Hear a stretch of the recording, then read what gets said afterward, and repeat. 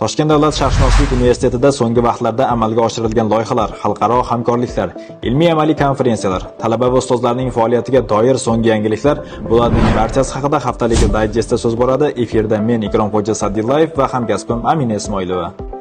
Dayjest davomida universitet hayotiga doir so'nggi yangiliklar, shuningdek, talabalar hayotiga doir eng muhim ma'lumotlar haqida so'z boradi. 2026-yilning 31-yanvar sanasida oliygohimiz hamda xorijiy til mutaxassislarini tayyorlovchi bir qator nufuzli oliy ta'lim muassasalari o'rtasida hamkorlik aloqalari yo'lga qo'yildi.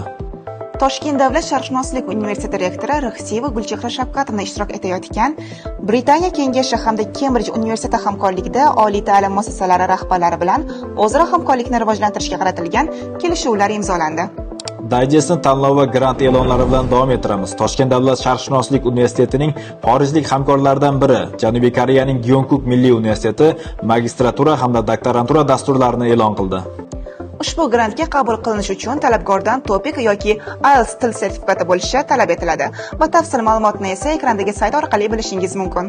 Iqtidorli talabalarni aniqlash, ularni rag'batlantirish hamda Milliy statistika qo'mitasi uchun istiqbolli kadrlar zaxirasini shakllantirish maqsadida Milliy statistika qo'mitasi stipendiyasi tanlovi e'lon qilinadi. Tanlovda bakalavr bosqichining 3-4 kurs talabalari hamda magistrantlar ishtirok etishi mumkin.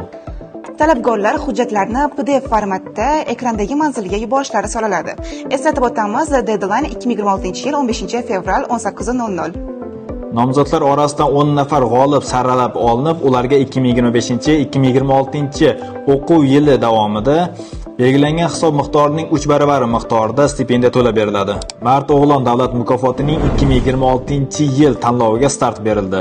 Tanlovda 14 yoshdan 30 yoshgacha bo'lgan iqtidorli yigitlar ishtirok etishi mumkin. Hujjatlar joriy yilning 1-martiga qadar qabul qilinadi. Arizalaringizni Yoshlar ishlari agentligining tuman bo'limlariga topshirishingiz so'raladi. O'zbekiston Respublikasi Prezident administratsiyasi huzuridagi narkotik va o'qotar qurollarni nazorat qilish agentligi Yoshlar giyohvandlikka qarshi shiori ostidagi videoroliklar tanlovini e'lon qildi. Tanlov g'oliblari yirik miqdordagi pul mukofotlari bilan rag'batlantiriladi. Bizda esa xushxabar, Toshkent davlat sharqshunoslik universitetining bir qator iqtidorli talabalari prezident hamda nomdor stipendiyalar g'oliblari deya e'lon qilindi. Talabalarimizni ushbu yutuqlar bilan muborakbod etamiz hamda keyingi ishlarda omad tilab qolamiz. Dayjestda e'lon qilmoqchi bo'lgan xabar va lavhalarimiz shulardan iborat edi. Xayr, salomat bo'ling.